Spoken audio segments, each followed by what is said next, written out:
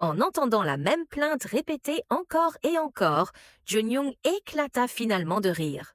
Au son de sa voix, les yeux de Beomjin s'ouvrirent légèrement et il leva la tête. Junyoung croisa les bras et sourit. Quoi? Tu espères que si tu le dis à ma mère, elle se lèvera et me donnera une tape dans le dos? Junyoung, balbutia Beomjin.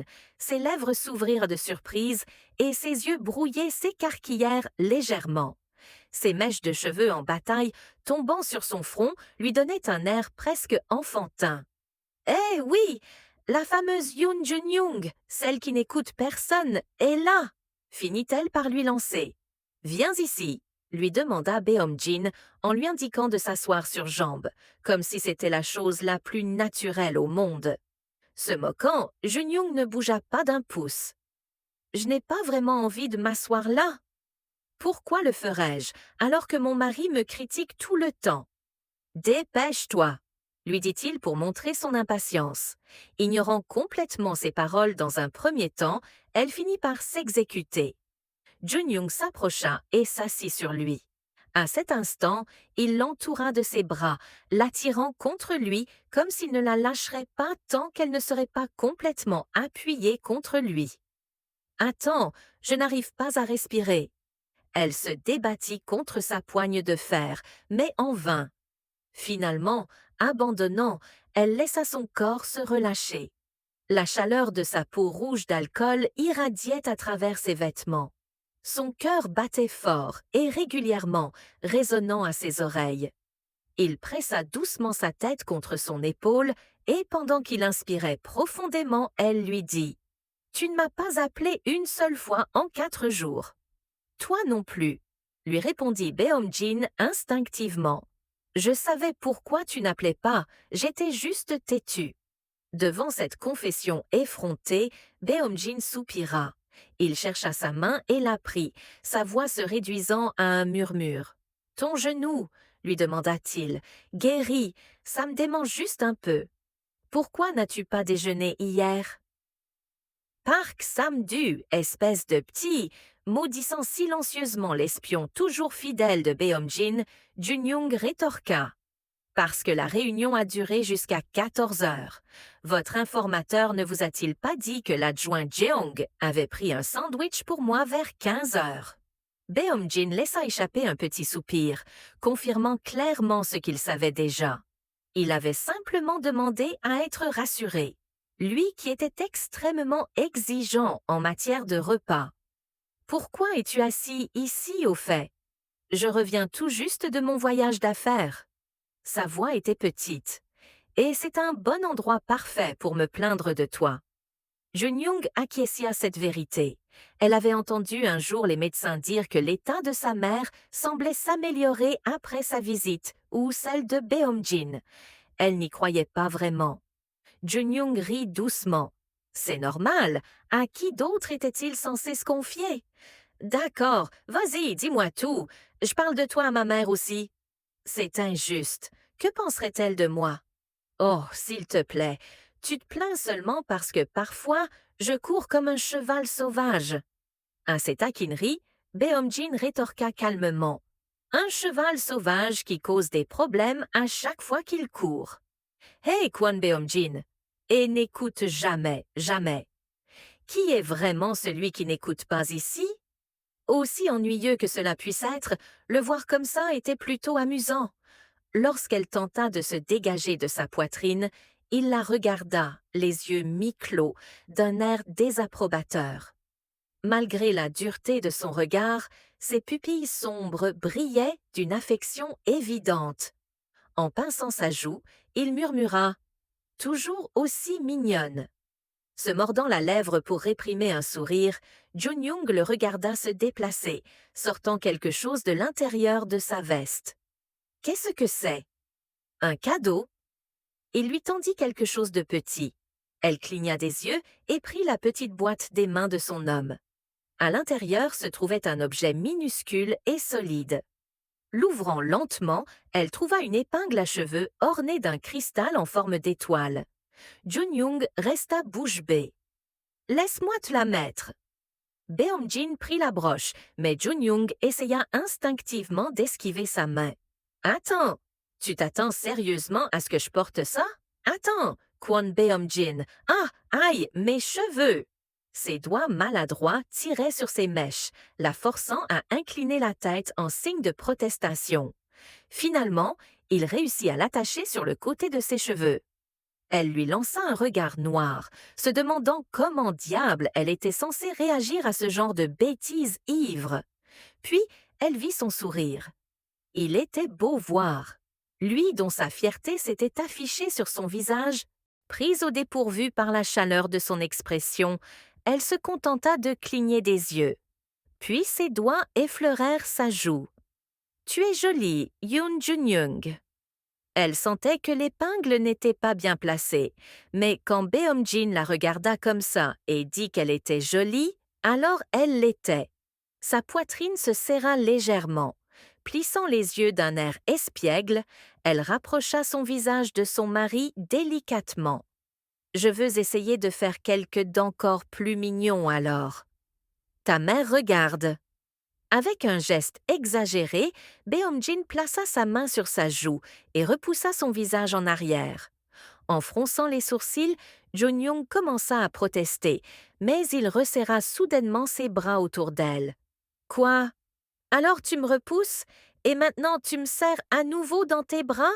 Lâche-moi! » « Junyoung, » continua Beomjin. « J'ai dit « lâche-moi ». Mais ignorant son ton sec, Beomjin enfouit son visage dans ses cheveux et commença à l'embrasser. Sur son sommet, sa tempe, sa joue, sa mâchoire. Ses lèvres s'attardèrent sur son cou. La sensation chatouilleuse la fit frémir. Mais sa poigne était ferme, ne lui laissant aucune chance de s'échapper. Junyoung fronça les sourcils, sa voix dégoulinant d'exaspération. « Dis donc, Kwon Beomjin, qu'est-il arrivé à ton fameux « ta mère regarde » ? C'est toi qui ne peux pas le faire. Son nez effleura sa joue, tandis qu'il murmurait. Junyoung tourna délicatement son visage vers lui.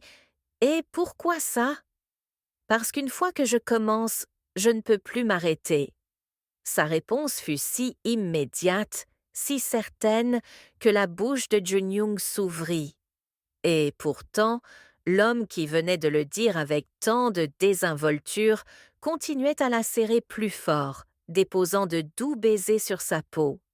Devrait-elle l'encourager à boire plus de liqueur la prochaine fois ou pas?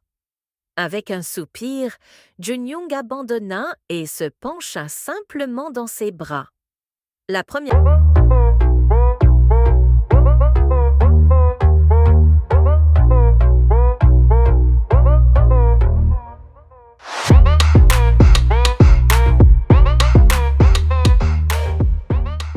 chose qui le réveilla fut l'odeur du café. Sans s'en rendre compte, Beomjin prit une profonde inspiration. Mais ce n'était pas seulement le café qui flottait dans l'air. L'odeur persistante de Junyoung sur les couvertures l'enveloppait, l'enveloppant d'une douce chaleur.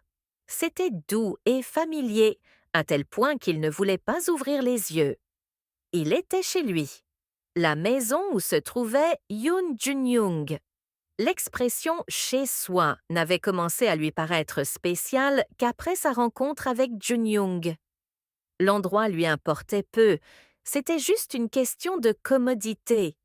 Tant que Junyoung était là, c'était tout ce dont il avait besoin. Une part de lui voulait rester enfouie dans cette chaleur réconfortante un peu plus longtemps. Mais une part plus forte encore voulait confirmer de ses propres yeux que son rêve était bien réel. Ouvrant les yeux, Beomjin s'assit. Une brise fraîche souffla quelque part. Junyoung avait sûrement ouvert une fenêtre. Lorsqu'il entra dans le salon, Junyoung déposait une tranche de pain grillé dans une assiette sur le point d'ouvrir un pot de confiture. Leurs regards se croisèrent. « Pourquoi t'es-tu levé si tôt ?» Sa voix était encore basse et somnolente alors qu'il se prenait une bouteille d'eau dans le frigo. Plissant les yeux, Junyoung lui répondit « Tu me demandes sérieusement ça ?» Son ton était accusateur. Portant l'eau à ses lèvres, il attendit en silence. Junyoung tira sur le col de son t-shirt surdimensionné, le tirant sur le côté pour révéler son épaule. « Regarde ça! Toute la nuit, tu m'as mordu et sucé comme un vampire. Tu vois ces marques? Bravo, Beomjin, tu as de belles dents. Et si tu as mal à l'arrière de la tête, c'est parce que je t'ai frappé. » Junyoung avait l'habitude de porter les t-shirts de son mari en guise de pyjama. Beomjin aimait ça, mais parfois, quand elle ne portait pas de bas, la vue de ses jambes nues réveillait en lui des désirs incontrôlables, comme maintenant. Amusé de la scène qui se déroulait devant lui, son attention fut stoppée net sur un détail qui s'était révélé à lui. Junyoung avait attaché ses cheveux sur le côté avec 2 épingles à cheveux. Les formes étaient similaires, mais l'éclat était sensiblement différent. Il les reconnut immédiatement, dont une légèrement plus grande et visiblement plus ancienne, car c'était le premier cadeau qu'il avait acheté pour une femme de ses propres mains. Les mots parvinrent à peine à sortir, sa gorge se serra soudainement. Junyoung remarqua immédiatement son changement d'expression. « Oh, ça !» L'épingle à cheveux était un objet qu'il avait laissé dans la vieille maison, avec l'intention de la lui offrir. Jusqu'à la nuit dernière, elle l'avait complètement oublié. « J'ai saccagé cette maison à l'époque, me demandant si tu m'avais laissé un mot. J'ai trouvé ça derrière un paquet de ramen. Mais je n'étais pas sûre que tu l'aies vraiment acheté pour moi, ou si ça avait été laissé par celui qui vivait là avant nous. Mais au cas où c'était à toi, je ne pouvais pas le laisser, même si je ne l'ai jamais porté.